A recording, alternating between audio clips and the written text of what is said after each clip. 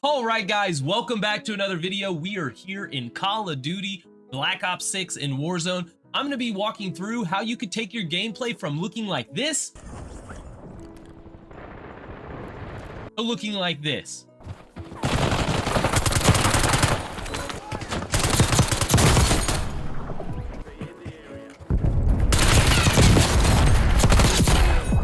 If you want to know how to do that, stick around to the very end. There's going to be tons of information throughout this video. Don't miss a thing. But let's get right into it. Take a look up at the settings and see what all we're running to make our character operate a lot better. All right, so when we go in, we're going to go into controller. We're going to be taking a look at this. So first up, we're going to be taking a look at our button layout right here. We want to make sure this is set to tactical. This is going to help out a lot whenever you're sliding, diving, whatever it is, so that you're not having to take your thumb off of your joystick to hit it on your circle or X. So this is going to help out tremendously. But one of the best things that you can do if you're wanting to get a lot better, if you do not have it already, is make sure you have a paddle controller, whether it's single paddles on either side or multiple paddles.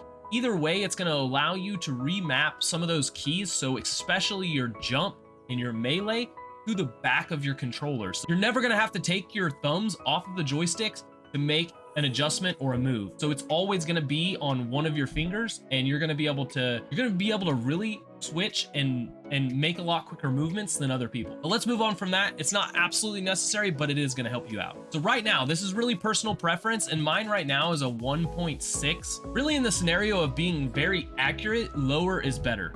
However, to be very quick and agile and move and be able to spin around if people are behind you, you're going to want a higher sensitivity. You're going to have to play around with that and see what works best for you. I have mine set right now at 1.6, and then we'll go through some other settings here in a little bit on what really affects that 1.6. So simplified controls, off. Low motor strain preset, off. Bumper ping, off. Swapping R1 and R2, off. Controller vibration, we're gonna leave that on. Trigger effect, off. So this is an absolute huge one at the bottom, which is the dead zone inputs. You're gonna wanna make some changes here to really help you, because a dead zone means that you have to push the controller so far before it actually starts registering that you're even touching the controller.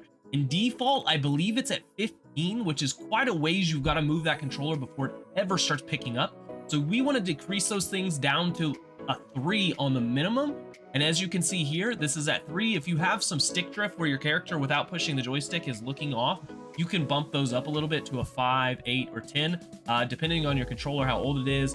But the lower the better, because that's going to be, as soon as you start touching that joystick to make a movement, it's going to immediately start doing that. So on our left stick max, we've brought that down to 66 because it's your movement. It doesn't have to be as precise. We want that to kick in as soon as possible. So we've brought that down to 66.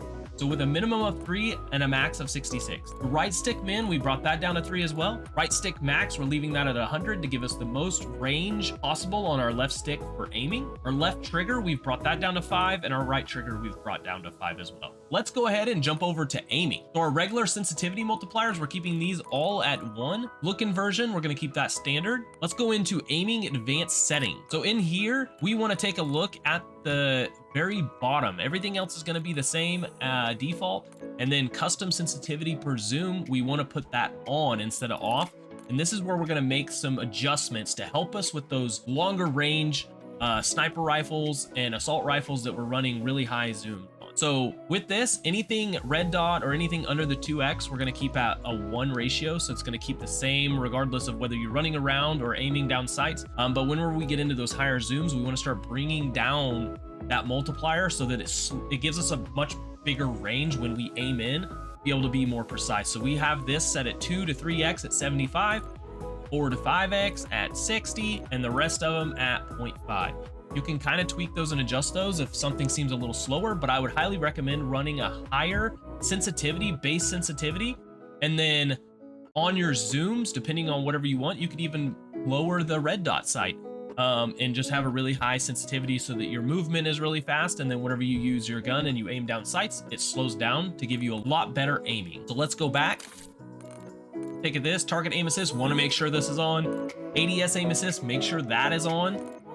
Motion sensor behavior is off, and we'll leave the motion sensor advanced settings alone. So here's a huge category as well, which is movement. We want to make sure that our sprint assist is tactical sprint assist. We want to make sure we open this up and show more. Make sure your sprint assist delay is 0. Sprint assist sideways is on and backward is on. Mantle assist, we're turning off. Crouch assist, we're turning off. Corner slice is on. Slide dive behavior is tap to slide. Automatic airborne mantle is off. Sprint restore is on.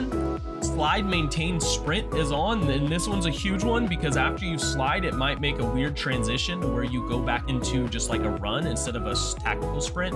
Want to make sure that's on. Parachute behavior, we have this off so that you can delay to the very last second to pull your chute so that you can dive in really fast and then hit your chute at the last minute and go on top of the roof, and you can just practice at that and get even better and better and better and be able to make a really good entry. Mantle cancels reload. We want to make sure this is off. Movement behavior, tactical sprint behavior is toggle.